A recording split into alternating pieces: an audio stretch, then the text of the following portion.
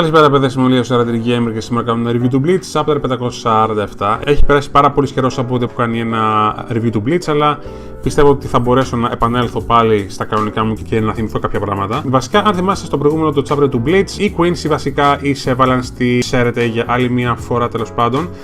Αλλά φαίνεται ότι η λέξη εισβολή δεν είναι ακριβώς αυτό το οποίο συμβαίνει. Αλλά από ό,τι φαίνεται, διότι βάσει μια εξήγηση που πήραμε από τον Jugo, τον Jugram τέλος πάντων, όταν συνάντησε τον Kyoraku στο chapter αυτό, οι Quincy βασικά κρυφτήκανε μέσα στις σκιές της Ceretei, να το πούμε έτσι, και απορροφώντας το Reiatsu που υπάρχει εκεί πέρα, κατάφεραν τέλος πάντων να χτίσουν τον δικό τους τον κόσμο ανάμεσα στις σκιές της Ceretei, δίχως να μπορέσει επίσης να τους εντοπίσει κανείς. Και γι' αυτό το λόγο, την πρώτη φορά που οι Quincy που είχαν κάνει την εισβολή τους, κατάφεραν και την έκαναν τόσο καλά και τόσο μεθοδικά και σε οποιοδήποτε σημείο της Soul Society, διότι εφόσον ήταν ο κόσμος τους, να το πω έτσι, κρυμμένος στην Ceretei μέσα, στις σχέσεις τέλος πάντων, κατάφεραν να εισβάλλουν οπουδήποτε και όποτε ήθελαν, και ακριβώς το ίδιο συνέβη και αυτή τη φορά επίσης.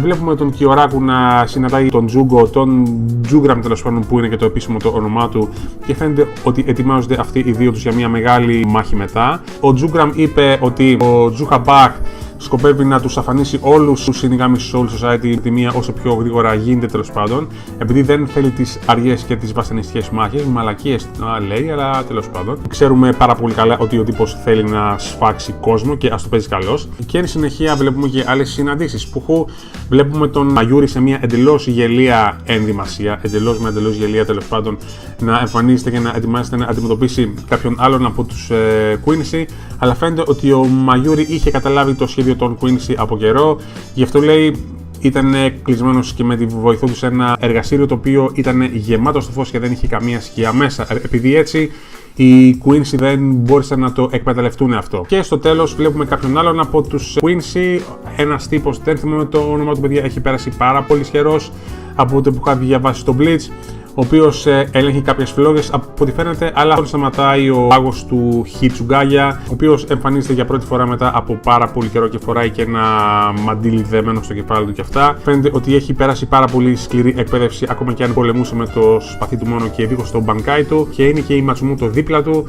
Οπότε αυτοί οι δύο, από ό,τι φαίνεται, θα αναλάβουν αυτόν τον Quincy τον συγκεκριμένο. Αλλά το πιο σημαντικό είναι ότι βλέπουμε τον Ichigo στο ξεκίνημα του chapter να παίρνει και τα δύο του τα σπαθιά και να ετοιμάζεται πλέον να πολεμήσει και αυτός, το οποίο σημαίνει ότι μάλλον την ανέμενε την επίθεση των Quincy εδώ και πάρα πολύ καιρό, αλλά από ό,τι είδα στη μία και μοναδική σκηνή αυτή, είναι εντελώς έτοιμος πλέον για να πολεμήσει κανονικά και με τον νόμο, και από ό,τι φαίνεται θα κάνει πάρα πολύ ζημιά στους Quincy αυτή τη φορά. Φαίνεται πάρα πολύ δυνατός, πάρα πολύ έτοιμος τέλος πάντων, και ναι, ανυπομονώ να δω το τι θα γίνει, γιατί πιστεύω ότι ο Ichigo μαζί με τον Kenpachi και τον Renji θα κάνουν τη σημαντική και τη μεγάλη την διαφορά στις μάχες που θα επακολουθήσουν.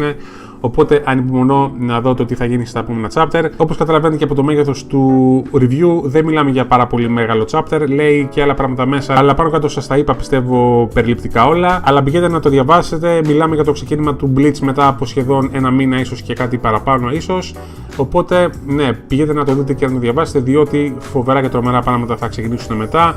Το Bleach φαίνεται ίσως ότι πλησιάζει στο τέλος του σιγά σιγά, αν και κάποιες άλλες πηγές μου λένε ότι μπορεί να μην συμβαίνει αυτό, αλλά από ό,τι φαίνεται ο Kubo πλέον σκοπεύει να δώσει ένα κλείσιμο σε όλα τα γεγονότα, και ανυπομονώ ειλικρινά να δω το τι θα γίνει μετά. Αυτά, παιδες, αυτό ήταν το review μου αυτής της εβδομάδας για το Bleach. Ξέρω πως ήταν κάπως μικρό, αλλά το manga μόλις ξεκίνησε και σε γενικές γραμμές, ναι, δεν ήταν το chapter και πάρα πολύ μεγάλο, αλλά πολύ καλό, με αρκετές επεξηγήσεις και αποκαλύψεις. Πήγαινε να το διαβάσετε όσοι αγαπάτε το Bleach. Και αυτά θα τα πούμε στο επόμενο μου το review. Να είστε πάντα καλά, ευχαριστώ για την υποστήριξη, γεια σας και καλό βράδυ.